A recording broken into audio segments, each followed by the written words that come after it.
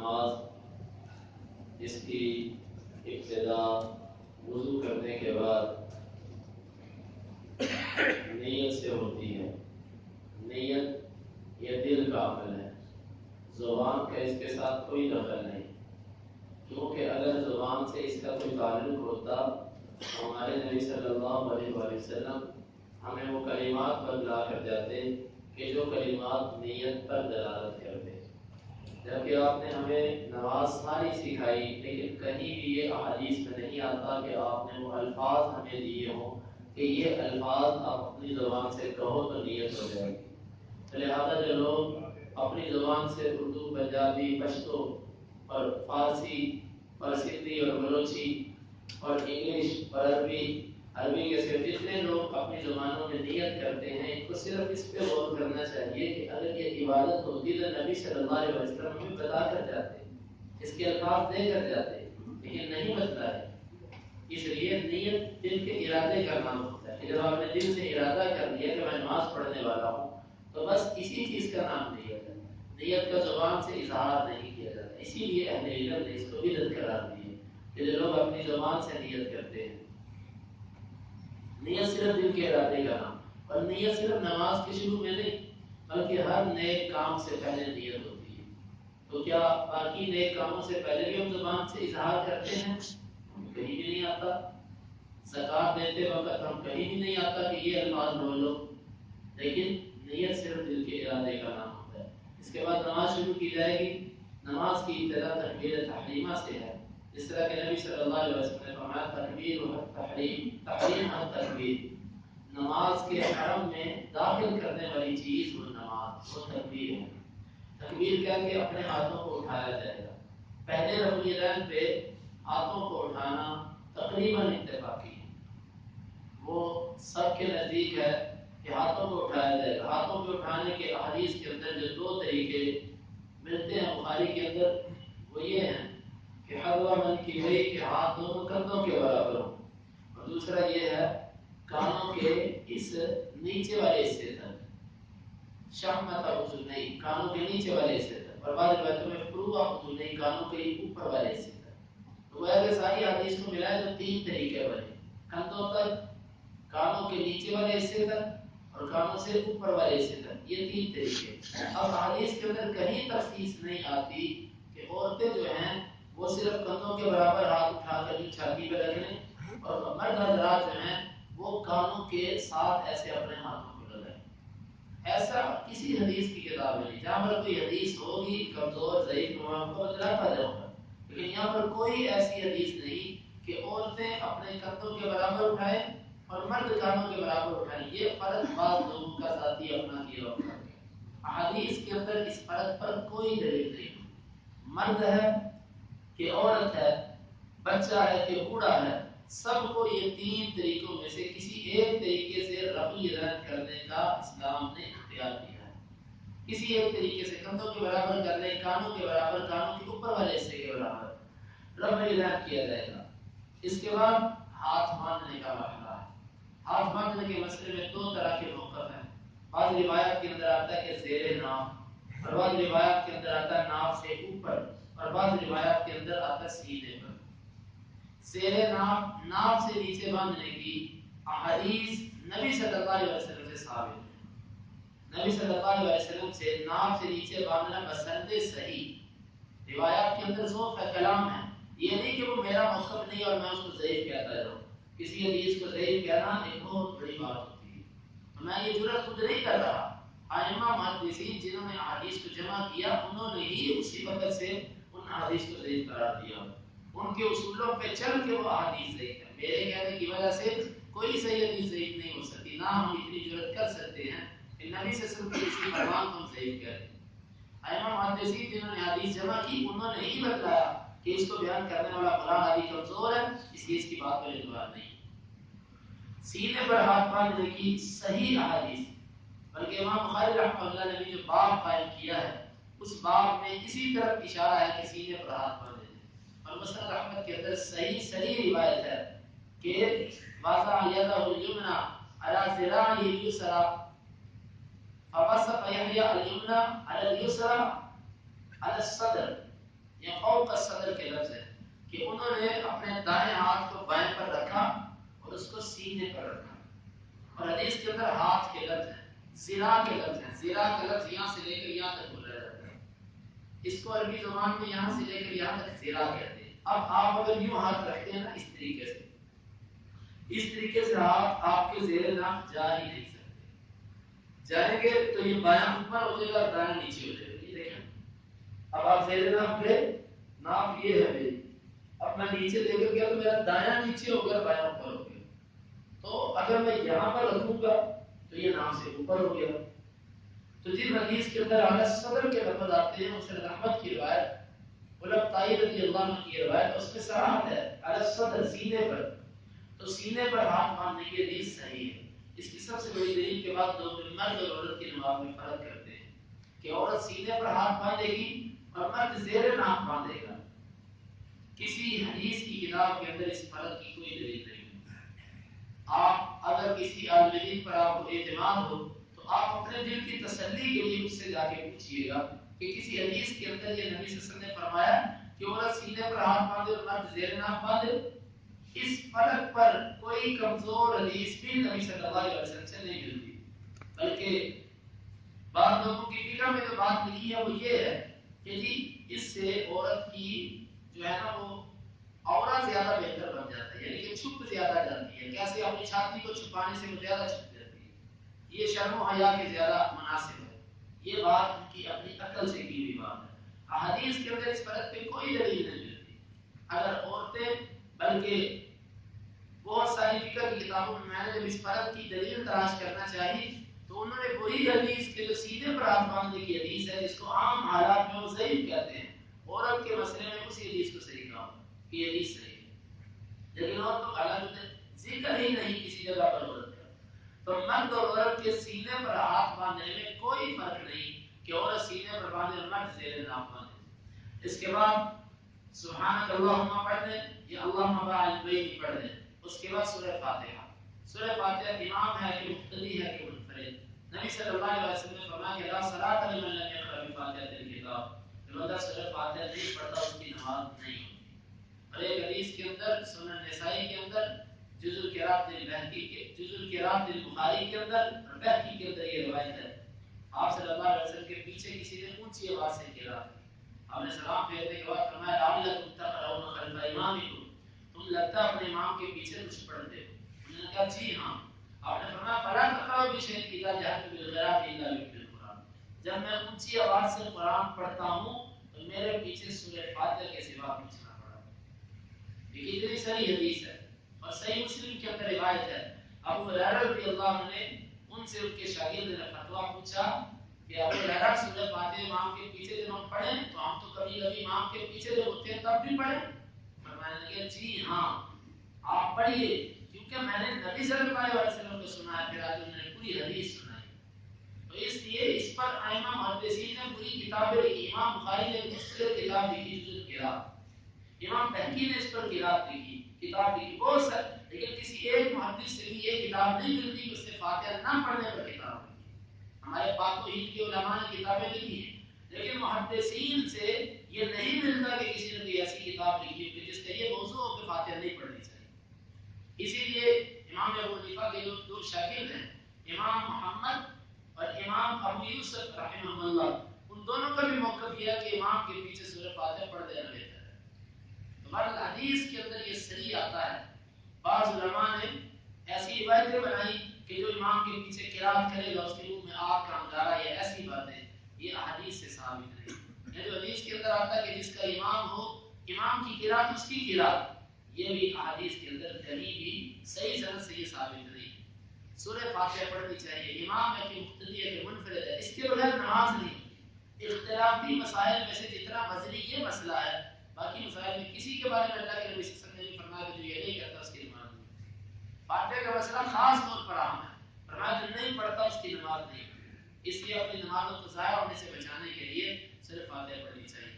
جو لوگ یہ کہتے ہیں کہ اذا قرئ القرآن فاستمعوا له وانصتوا, جب قرآن پڑھا جائے تو خاموش ہو کے سنو, ان سے سوال یہ ہے کہ جب امام قرات کرتا ہوتا ہے تو امام کے پیچھے آگے جو سبحان اللہ ربنا وبحمدک وتبارک اسمک پڑھا جاتا ہے, کیا اس وقت وقت امام کی قرات سے مخالفت نہیں ہوتی. پڑھتے ہیں کہ نہیں پڑھتے؟ امام جب قرات کرتا ہے تو پیچھے آگے سبحان اللہ پڑھتے ہیں.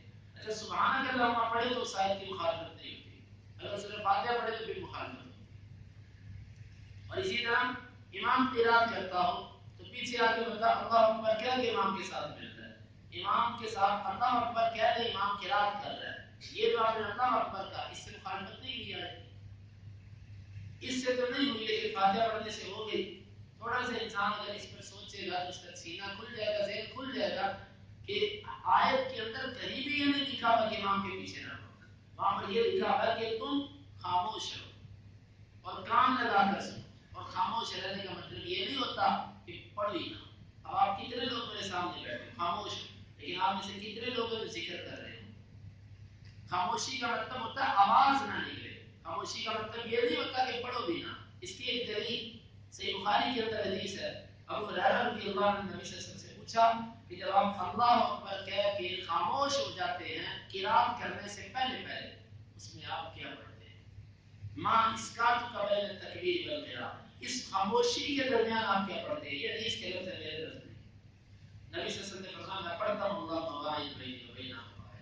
اب سوال کرنے والا بھی ابو ہریرہ ہے, جواب دینے والے امام الانبیاء محمد صلی اللہ علیہ وسلم ہیں. آپ نے یہ نہیں فرمایا کہ تیرا سوال ہی غلط ہے, تجھے نہیں پتا خاموشی کے اندر نہیں پڑھا جاتا. آپ نے فرمایا اس خاموشی میں میں پڑھتا ہوں اللہ مباعد بینی و بینہم. بڑی آسان سی بات ہے, کوئی مشکل نہیں ہے, لیکن ویسے معاملے کو الجھا دیا گیا. فجر کی سنت امام کے پیچھے کھڑے ہو کے پڑھی جاتی ہے. امام اپنی قرات کر رہا ہے, پیچھے ستون کے پیچھے سنتیں پڑھی جا رہی ہیں کہ اس وقت مخالفت نہیں ہوتی. آپ کے کانوں میں آواز نہیں پڑ رہی قرآن کی, پڑھ رہی ہے لیکن اس کے باوجود آپ اپنی نماز پڑھ رہے ہیں. خیر یہ لمبا مسئلہ, اختصار سے اتنا ہی, امام کے پیچھے سورہ فاتحہ پڑھنی چاہیے. کوئی ایسی آیت یا حدیث نہیں ہے کہ جس کا یہ معنی ہو کہ امام کے پیچھے سورہ فاتحہ پڑھو. اب اس کے بعد رکوع جانا ہے. امام کے پیچھے اگر آپ کھڑے ہیں تو فاتحہ سے زائد کچھ نہیں پڑھنا.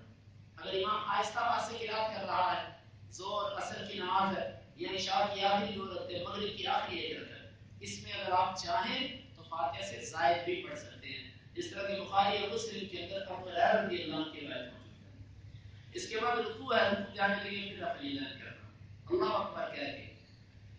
صحیح احادیث سے یہ ثابت ہے نبی صلی اللہ علیہ وسلم کا رفع الیدین کرنا.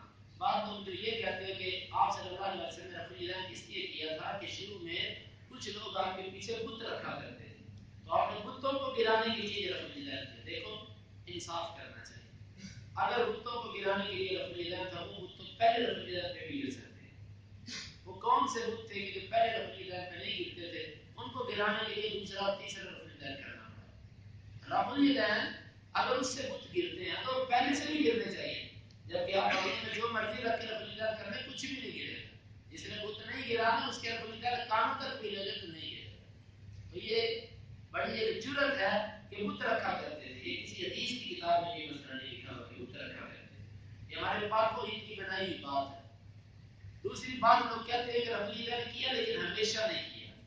اب سوال یہ ہے کہ حدیث کے اندر تو کسی بھی اور عمل کے بارے میں نہیں لکھا ہوا کہ یہ ہمیشہ کیا اور یہ نہیں کیا. تو پھر آپ پہلے رفع الیدین کو ہمیشہ کرتے ہیں, حالانکہ پہلے رفع الیدین کے بارے میں بھی کتابوں میں لکھا ہوا ہے کہ اگر کوئی نہیں کرتا تو اس کی نماز ہو جاتی ہے. فقہ کی کتابوں میں لکھا, امام صاحب کا یہی مذہب ہے. پہلا رفع الیدین بھی اگر کوئی نہیں کرتا اس کی نماز ہو گئی, لیکن پھر آخر یہ فرق کیوں کہ پہلا کبھی چھوڑا نہیں اور دوسرا تیسرا کبھی کیا نہیں. بعض لوگ کہتے ہیں کہ سنت ہی ہے نا, یہ بات کرتے ہیں کہ اس کے بغیر نماز ہو جاتی ہے کہ نہیں ہو جاتی. بھائی نماز تو پہلے رفع الیدین کے بغیر بھی ہو جاتی ہے, نماز تو پہلے کے بغیر بھی ہو جاتی ہے. یہ علماء کا موقف ہے. تو پہلا آپ نے کبھی چھوڑا ہے؟ پہلا کبھی نہیں چھوڑا. کیوں؟ کیونکہ وہ اس میں اختلاف نہیں ہے. تو بھائیو امام بخاری رحمہ اللہ نے اس مسئلے پر بھی ایک پوری کتاب لکھی جو رفع الیدین, اور اس کے علاوہ امام حاکم رحمہ اللہ نے اس پر کتاب لکھی. اس کے علاوہ امام ابن القیم نے کتاب لکھی. ائمہ نے رفع الیدین کرنے پر کتابیں لکھی ہیں. امانت دیانت سے بات کر رہا ہوں, کسی ایک امام نے بھی رفع الیدین نہ کرنے پر کتاب نہیں لکھی. اور رفع الیدین عبداللہ بن عمر رضی اللہ عنہ کہا کرتے تھے ایک انگلی کا رفع الیدین کرنے سے انسان کو ایک نیکی ملتی ہے. 2 ہاتھوں کی 10 انگلیاں ایک رفع الیدین سے 10 نیکیاں ملتی ہیں. گویا کہ 4 رکعت کی نماز کے اندر رفع الیدین کرنے والے نے 100 نیکیاں زائد حاصل کرنی, اس سے رفع الیدین نہیں کرنا. یہ نبی صلی اللہ علیہ وسلم کی سنت ہے. آپ سے نماز رفع الیدین چھوڑ کر نماز پڑھنا ثابت ہے۔ جو لوگ ہمیں کہتے ہیں ہمیشہ کا لفظ دکھاؤ، ان سے ہمارا سوال یہ ہے کہ آپ روزانہ فطروں کے اندر رفع الیدین کرتے ہیں، کیا وہاں پر کہیں ہمیشہ کا لفظ دکھاؤ؟ وہاں پر بھی نہیں دکھاؤ۔ فطروں میں ہر روز رفع الیدین کیوں کیا جاتا ہے؟ وہ منسوخ نہیں ہوا، صرف نماز والا منسوخ ہو گیا۔ عید کی نماز، عید کی تکبیرات میں رفع الیدین ہوتا ہے، پہلی جتنی تکبیرات اس میں رفع الیدین کیا جاتا ہے وہ منسوخ نہیں ہوا اور نماز والا منسوخ ہو گیا۔ بھائیو، کسی عمل کو منسوخ کہنا یہ بہت بڑی جرأت کی بات ہے۔ اسی لیے انور شاہ کشمیری دیوبندی رحمہ اللہ وہ یہ کہا کرتے تھے کہ رفع الیدین سے ایک حرف بھی منسوخ نہیں ہوا۔ ہندوستان کے عالم دین سچ یہ ہے کہ رفع الیدین سے ایک حرف بھی منسوخ۔ شاہ ولی اللہ فرمایا کرتے تھے حجت اللہ البالغہ کے اندر، حنفی رحمہ اللہ، والذی یرفع احب الی ممن لا یرفع، رفع الیدین کرنے والا مجھے پسندیدہ ہے بنسبت اس کے جو نہیں کرتا۔ اور اسی طرح مولانا عبد الحی لکھوی حنفی رحمہ اللہ وہ رفع الیدین کے قائل تھے۔ مفتی شفیع صاحب، یہ مفتی تقی صاحب کے والد صاحب، انہوں نے، میں نے خود ان کی تحریر میں پڑھا، وہ یہ کہتے تھے کہ رفع الیدین کر دیا کرو، اور کبھی کبھار تو کر دیا کرو، یہ نبی کی سنت ہے۔ کل قیامت کے دن اللہ کے نبی نے پوچھ لیا تو کیا منہ دکھاؤ گے؟ نبی کو کس منہ سے بات جواب دو گے؟ میرے ایک دوست ہے عالم دین، وہ دیوبند مدرسے سے پڑھے بعد میں نے ان کے حدیث ہونے کا سبب پوچھا، وہ کہتے ہیں کہ میں نے رفع الیدین کا سوال کیا، استاد نے مجھے کہا کلاس کے بعد پوچھا، میں کلاس کے بعد استاد سے ملا، استاد نے کہا کر لیا کرو، میں بھی کمرے میں کرتا ہوں مسجد میں۔ بھائی سچ یہ ہے کہ جو علماء ہیں وہ دیوبندی ہو کے بریلویوں کے حدیث، ان کو پتہ کہ رفع الیدین رفع الیدین موجود ہے۔ اسی لیے میرے پاس بھی ایک صاحب آتے تھے، میں نے ان سے رفع الیدین پہ بات کی، کہتا نہیں اس موضوع کو چھوڑ دیں، اس کی خیر ہے، اس پہ نہ بات کریں، اور موضوع پہ بات کر لیں، پتہ ہے حدیث موجود ہے اس پہ۔ اور محدثین اور ائمہ سلف صالح کا عمل، امام مالک کا ہے، امام احمد بن حنبل کا ہے، امام شافعی کا ہے، صرف ایک امام ابو حنیفہ رحمہ اللہ کا موقف تھا، جبکہ امام عبداللہ بن مبارک، امام اوزاعی رحمہ اللہ نے امام سفیان ثوری کو رفع الیدین کے مسئلے پر مباہلے کا چیلنج کر دیا بیت اللہ کے اندر، تاریخ کے اندر لکھا۔ امام اوزاعی شام کے امام تھے اور امام سفیان ثوری کوفے کے امام تھے، دونوں کے رفع الیدین پہ بات ہوئی، امام اوزاعی کہنے لگے آؤ میرے ساتھ مباہلہ کر لو، امام سفیان ثوری خاموش ہو گئے، نہیں کیا ان سے بات۔ حدیث موجود ہے رفع الیدین کی۔ تو بھائیو دیکھو، ہم مسلمان ہیں، واللہ ہمیں ان تعصبات میں نہیں پڑھنا کہ میں دیوبندی، میں بریلوی، میں اہل حدیث۔ جو نبی کی سنت ہے، آپ کا تعلق جس گروہ سے بھی ہے، یہ نام ہے آپ کے میرے رکھے، واللہ اگر نجات چاہتے ہیں تو نبی صلی اللہ علیہ وسلم کی سنت کو اختیار کیجیے۔ رفع الیدین کے ترک یا نسخ پر کوئی حدیث نہیں ہے۔ عبداللہ بن مسعود رضی اللہ عنہ کی حدیث کو 23 محدثین نے ضعیف قرار دیا۔ خیر رکوع میں جاتے وقت رفع الیدین اور رکوع کی تسبیحات پڑھنے کے بعد رکوع سے سر اٹھاتے وقت بھی رفع الیدین، اس کے بعد سمی اللہ لمن حمدہ، اس میں اختلاف ہے کہ امام کہے کہ مقتدی کہے۔ ہمیں جو سمجھ آتی ہے، جو راجح قول ہمیں معلوم ہوتا ہے وہ یہ ہے کہ امام اور مقتدی دونوں سمی اللہ لمن حمدہ کہے، کیونکہ ایسی روایت ملتی ہے، ابو ہریرہ رضی اللہ عنہ کہتے ہیں جب امام سمی اللہ لمن حمدہ کہتا ہے وَنُتَابِعُهُ مَعًا، ہم اس کے ساتھ ساتھ امام کی مطابقت کیا کرتے تھے، ہم بھی سمی اللہ لمن حمدہ کہا کرتے تھے۔ اور اسی طرح آپ صلی اللہ علیہ وسلم نے فرمایا کہ سلو تمہارا ایک نور سلو، اس طرح نماز پڑھے جیسے مجھے نماز پڑھنے دے گا۔ آپ سمی اللہ لمن حمدہ کہتے تھے، مقتدی کو منع نہیں کیا سمی اللہ لمن حمدہ کہنے سے، تو یہ دلیل ہے سمی اللہ لمن حمدہ مقتدی بھی کہے گا۔ اس کے بعد رکوع کے لیے جانا ہے، سجدے کے لیے، سجدے کے لیے جانے سے پہلے گھٹنے زمین پر لگائے گا کہ ہاتھ؟ اس میں دو قسم کی روایت آتی ہے، ایک میں آتا ہے گھٹنے پہلے لگائے، ایک میں آتا ہے ہاتھ پہلے لگائے۔ یہ دونوں روایتیں سند کے اعتبار سے صحیح، ہاتھ لگانے والی بھی ضعیف ہے اور گھٹنے لگانے والی بھی ضعیف ہے، پھر عمل کس پہ کریں؟ عمل ہاتھ لگانے والی پہ کریں۔ اس کی دلیل کیا ہے؟ اس کی دلیل ایک دوسری حدیث ہے، نبی صلی اللہ علیہ وسلم نے فرمایا کہ لا یبرک احدکم کما یبرک البعیر، اونٹ کی طرح تم میں سے کوئی نہ بیٹھے، اونٹ کی طرح بیٹھنے سے منع ہے۔ اب اونٹ کیسے بیٹھتا ہے آپ وہ کیجیے، اونٹ جب زمین پر بیٹھتا ہے تو اپنے گھٹنے پہلے لگاتا ہے اور ہاتھ بعد میں لگاتا ہے۔ آپ میں سے کسی کے دل میں سوال پیدا ہوتا ہوگا کہ وہ تو اپنی اگلی ٹانگیں پہلے زمین پر ٹیکتا ہے، تو آگے بازو ہوتے ہیں اور پیچھے ٹانگیں ہوتی ہیں، آپ کے ذہن میں یہی ہوگا۔ جبکہ حیات الحیوان، جانوروں کی زندگیوں پر جو کتابیں لکھی گئی ہیں، جن لوگوں کا یہ مطالعہ ہے ان کو پتہ ہے کہ جانور کی ٹانگیں آگے ہوتی ہیں، بازو پیچھے ہوتے ہیں۔ جانور کی ٹانگیں آگے ہیں لغت کی کتابوں میں، اور جانوروں پر جن علماء نے کتابیں لکھی وہ بھی جانور کی آگے ہوتی ہیں اور بازو پیچھے ہوتے ہیں، اور اس پر ایک عقلی دلیل بھی ہے، ٹانگیں پیچھے کو مڑتی ہیں اور بازو آگے کو مڑتے ہیں۔ آپ جانور کو دیکھیں، اس کی اگلے جو ہوتے ہیں نا ٹانگیں وہ پیچھے کو مڑتی ہیں اور بازو ایسے اندر کو مڑتے ہیں۔ ٹانگوں کے اندر طاقت زیادہ ہوتی ہے، بازوؤں کے اندر کم ہوتی ہے۔ جانور کی اگلے پاؤں جو ہوتے ہیں ان کے اندر طاقت زیادہ ہوتی ہے، پچھلے بازو کے اندر کم ہوتی ہے۔ یہ ہوئی عقلی دلیل ہے اور لغت کی دلیل۔ اب حدیث میں بھی اس کا جواب ملتا ہے۔ صحیح بخاری کے اندر آتا ہے کہ اس وقت سراقہ بن مالک بن جوشم جو ابھی تک مسلمان نہیں ہوئے تھے، وہ نبی صلی اللہ علیہ وسلم کا تعاقب کرنے کے لیے اپنے گھوڑے پہ نکلے۔ وہ کہتے ہیں کہ میرا گھوڑا زمین کے اندر دھنسا، حتیٰ کہ اس کی جو اگلی ٹانگیں تھی اس کے بازوؤں کے پیچھے چلی گئی۔ معلوم یہ ہوا کہ جانور کی ٹانگیں آگے ہوتی ہیں اور بازو پیچھے ہوتے ہیں، اور حدیث کے اندر آیا کہ اس طرح نہ بیٹھو جس طرح تم میں سے کوئی جانور بیٹھتا ہے، اس طرح نہیں بیٹھو۔ تو اگر گھٹنے پہلے لگائیں گے تو ظاہر بات ہے اس سے ایک تشبیہ بنتی ہے۔ تو اس میں اچھا طریقہ ہے کہ انسان پہلے ہاتھ لگائے، اور اس میں عاجزی ہے کہ ہاتھ جب رکھے گا نا تو سر پہلے جھک جائے گا، اس میں تواضع اور عاجزی ہے۔ ایسے گھٹنے لگائے گا تو ایسے سینہ اوپر کا اوپر ہی رہے گا۔ تو ہاتھ پہلے لگائے اور پھر اس کے بعد اپنے ہاتھوں کو یوں ایسے چھپائے نہ چہرے کو، کانوں کے برابر رکھے، جس طرح کہ ابو داؤد کی روایت میں کانوں کے برابر اپنے آپ زمین پر رکھے، سجدہ کرے۔ دو سجدوں کے بعد دوسری رکعت کے لیے کھڑے ہوتے وقت جلسہ استراحت ہے۔ صحیح بخاری کے حدیث کے اندر اور حدیث کی کتابوں میں موجود ہے جلسہ استراحت۔ اب تعجب یہ ہے کہ ہمارے کچھ بھائی رفعیدان کے مسئلے میں کہتے ہیں کہ آپ نے آخر میں یہ عمل چھوڑ دیا، حالانکہ چھوڑنا ثابت نہیں ہے، رمضان آپ نے ہمیشہ کیا، لیکن وہ کہتے ہیں کہ آخر عمر میں نہیں کیا۔ اور جلسہ استراحت دو سجدوں کے بعد دوسری رکعت کے لیے کھڑے ہونے سے پہلے کچھ دیر بیٹھنا، اس کے بارے میں حدیث میں صریح لکھا ہوا ہے کہ آپ صلی اللہ علیہ وسلم نے آخر عمر میں یہ عمل شروع کیا تھا۔ اب اس کو وہ اس لیے نہیں کرتے، کہتے ہیں وہ تو بوڑھے ہو گئے تھے اس لیے کیا تھا۔ رب العالمین کے مسئلے میں کہا جاتا ہے کہ آخر عمر میں نہیں کیا، اگر آخر عمر میں کیا ہوتا تو ہم کہتے ہیں۔ جس عمل کے بارے میں واضح لکھا ہوا ہے کہ آخر عمر میں کیا، اس کے بارے میں کہتے ہیں بوڑھے ہو گئے تھے اس لیے کیا۔ ہمارا جلسہ استراحت یہ بھی نبی صلی اللہ علیہ وسلم کی سنت ہے، کچھ دیر بیٹھ کے اٹھنا چاہیے۔ ہمارے ساتھی نہیں بیٹھتے، دو سجدے کیے فوری کھڑے ہو جاتے ہیں، کچھ دیر بیٹھنا چاہیے، بیٹھنے کے بعد کھڑے ہو، اور پھر اس کے بعد تشہد ہے۔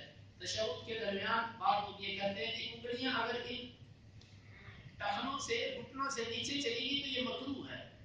یہ لفظ بھی اپنا بنایا ہوا ہے، حدیث کے اندر ایسا کچھ بھی نہیں۔ حدیث میں یہ بھی آتا ہے کہ رانوں پر ہاتھ رکھ لیں، اور یہ بھی آتا ہے کہ اپنے گھٹنوں کو یوں پکڑ لینا۔ اس کے مختلف طریقے آتے ہیں۔ بہرحال گھٹنے کو یوں پکڑ کے اس بازو کو بالکل سیدھا کرنا اور اس کو ایسے اپنی ران کے ساتھ لگا دینا، یہ طریقہ ہے تشہد کے اندر۔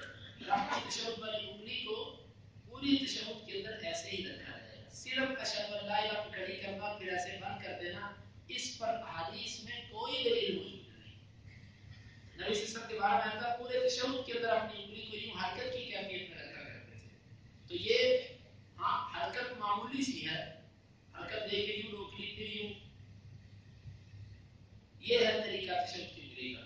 اس کے بعد تشہد میں تورک کرنا، تورک یہ ہوتا ہے کہ جس تشہد میں سلام بھیجا جائے اس میں اس پاؤں کو کھڑا کرنا اور دوسرے کو نیچے سے باہر نکال دینا، یعنی اپنے کولے کو زمین پر لگا دینا، یہ تورک، یہ بھی حدیث کی کتابوں میں موجود ہے۔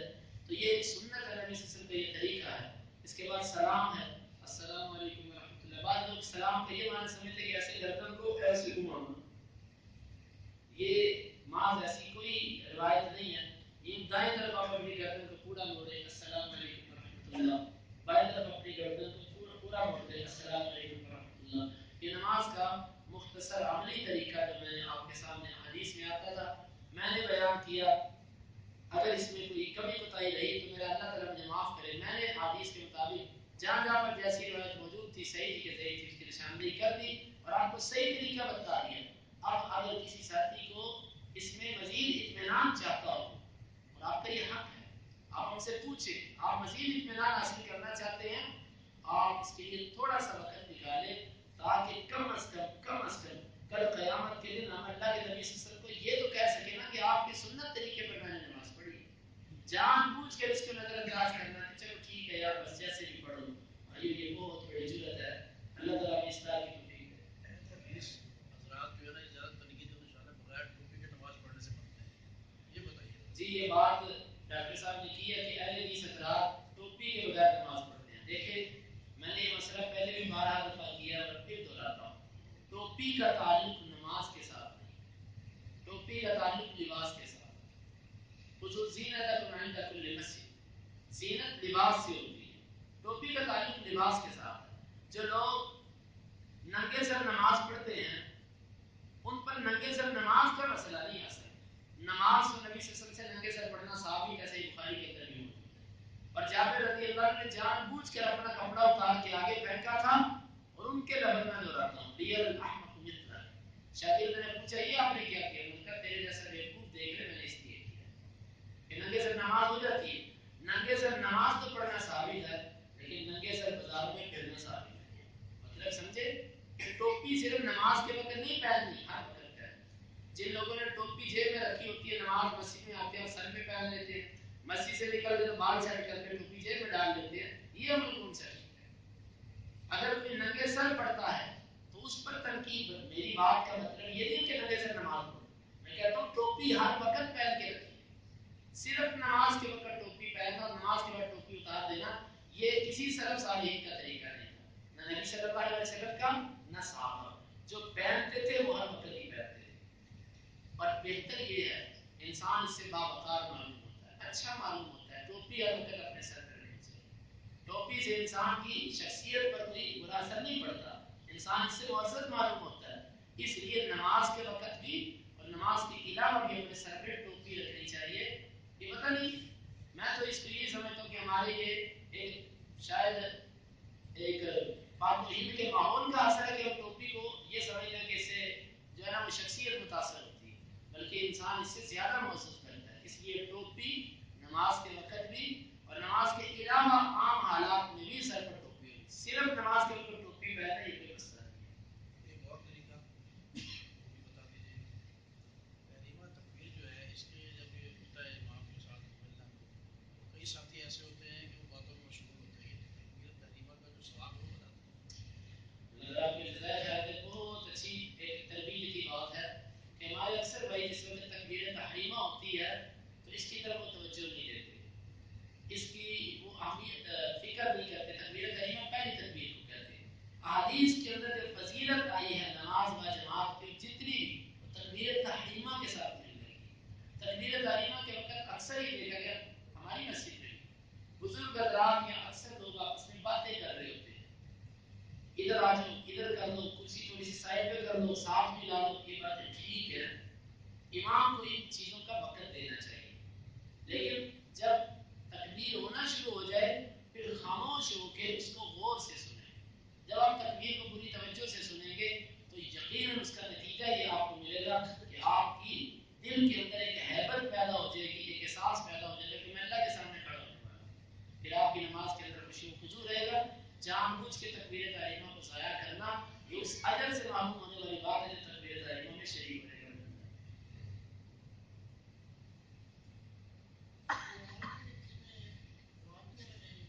نماز کے بعد جی تکبیر اقامت کا جواب دینا، اذان کا جواب دینے کا حدیث میں آتا ہے، اقامت کا جواب دینا حدیث کے اندر نہیں آتا. وہ جو روایت آتی ہے کہ قد قامت الصلاۃ قد قامت الصلاۃ پر اقامہ اللہ و اذان اللہ، یہ جو لفظ بولے جاتے ہیں یہ روایت نبی صلی اللہ علیہ وسلم سے ثابت نہیں. یہ تکبیر کے بعد ایک دعا ثابت ہے، اگر وہ کسی کو یاد ہے یا یاد کر لے اللہم اتنی افضل ما تؤتی به عبادک الصالحین. نماز شروع کرنے سے پہلے اللہ مجھے وہ کیفیت عطا فرما جو کیفیت تو اپنے نیک بندوں کو عطا فرمایا کرتا ہے. یہ دعا حدیث سے ثابت ہے، لیکن اقامت کا جواب دینا یہ ثابت نہیں.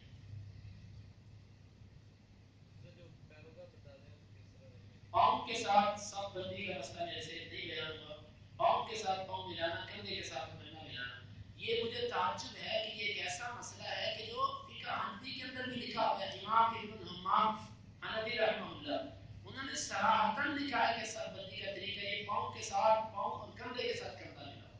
لیکن نہ جانے بلکہ امام ابو حنیفہ رحمہ اللہ کے نزدیک، امام محمد امام ابو یوسف تینوں کے نزدیک فقہ میں لکھا ہوا ہے کہ وہ کندھے کے ساتھ کندھا اور پوری صف کے اندر خلل کو ختم کرنے کا.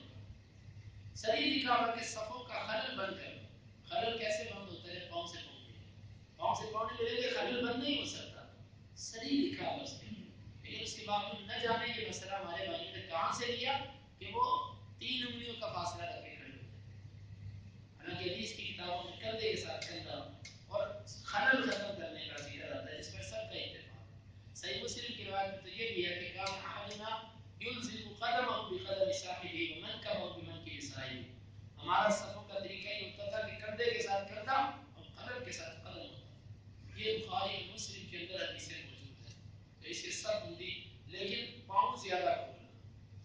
ہمارے پاس بھائی ایسے کرتے ہیں کوئی پاؤں نہیں ملا رہا اس کے ساتھ پاؤں ملانے کے لیے اپنی جسامت سے زیادہ پاؤں کھول دیا. یہ بھی ایک غلط عمل ہے. آپ سے پاؤں نہیں ملاتا اس کی مرضی لیکن پاؤں آپ اپنی جسامت کے مطابق کھولے. جتنی آپ کی جسامت ہے اس کے مثال کے طور پہ میرے پاؤں تقریباً یہ بن جاتے ہیں اتنے پاؤں مناسب بنتے ہیں. اب اگر اتنے پاؤں کی بندہ کھول لیتا تو یہ بظاہر کوئی ادب بھی معلوم نہیں ہوتا. اس طریقے سے نہیں اپنی جسامت کے مطابق انسان پاؤں کھولے جتنی اس کی جسامت ہے. خود بخود کندھے سے کندھا بھی ملے گا اور پاؤں سے پاؤں بھی مل جائے گا. دوران نماز سلام کرنا اس کے بارے میں بتائیے. اگر کوئی حضرات کہتے ہیں کہ سلام نہیں کرنا چاہیے. دوران نماز سلام کرنا دیکھیں اصل مسئلہ ہے کہ مسجد میں داخل ہوتے وقت جو اونچی آواز سے سلام کیا جاتا ہے یہ عمل درست نہیں ہے. نماز کے اندر قرات ہو رہی ہوتی ہے لوگ اپنے ذکر اذکار میں مشغول ہوتے ہیں اس سے خلل پڑتا ہے.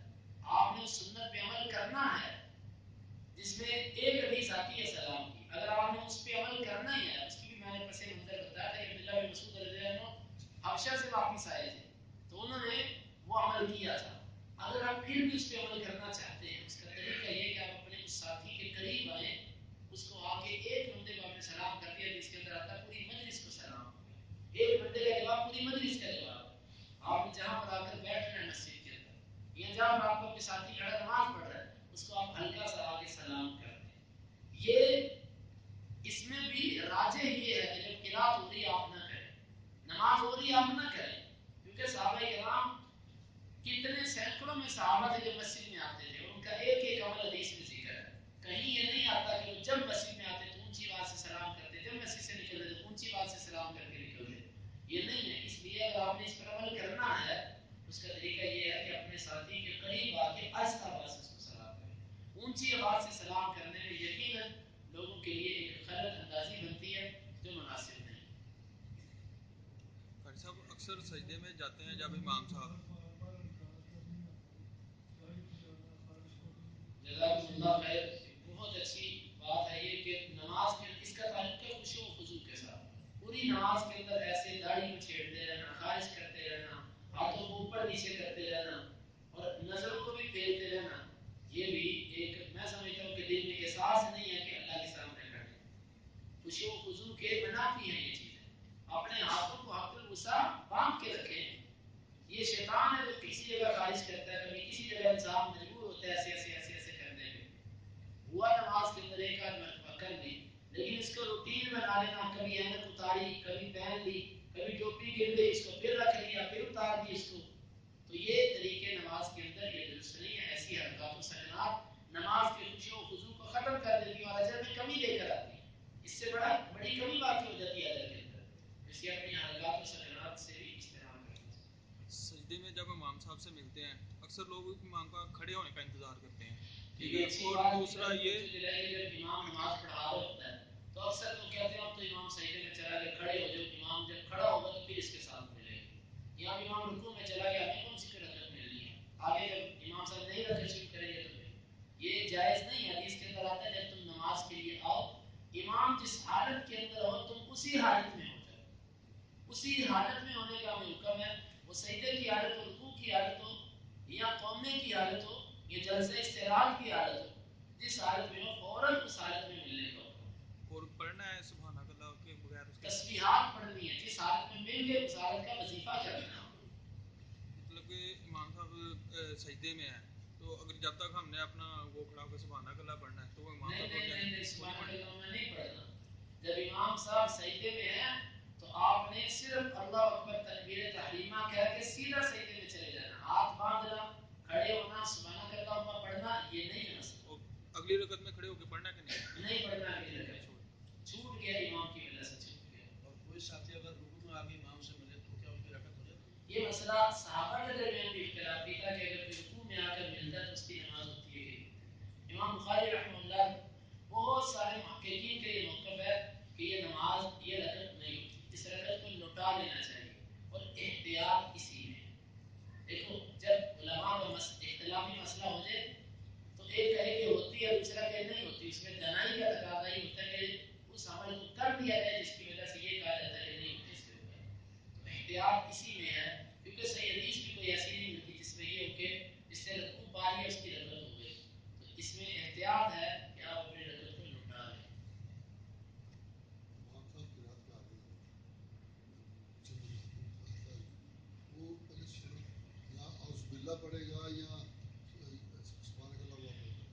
سوال یہ کہ امام قرات کر رہا ہے تو پیچھے سے جو مقتدی آئے گا سبحان اللہ سے اپنی نماز شروع کرے گا کہ صرف فاتحہ سے؟ تو حدیث کے اندر آتا ہے نبی صلی اللہ علیہ وسلم نے فرمایا جب میں اونچی قرات کرتا ہوں تو فاتحہ کے سوا کچھ نہ پڑھا، فاتحہ ہی آپ پڑھیں گے، سبحان اللہ آپ نہیں پڑھیں گے۔ کیوں؟ اگر آپ سبحان اللہ آپ پڑھتے ہیں تو حدیث کی مخالفت ہو جائے گی، کیونکہ حدیث میں جب امام قرات کرتا ہوں فاتحہ کے سوا کسی چیز کو پڑھنے کی اجازت نہیں، صرف آپ فاتحہ ہی پڑھیں گے، سبحان اللہ میں چھوٹ جائے گی۔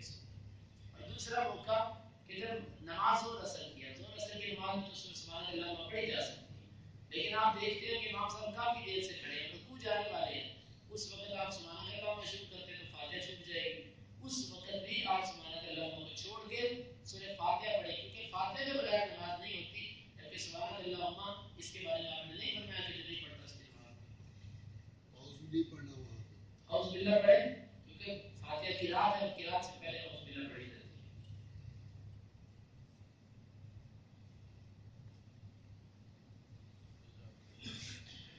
سبحانك اللهم ربنا وبحمدك اشهد ان لا اله الا انت استغفرك واتوب اليك۔ پھر بھی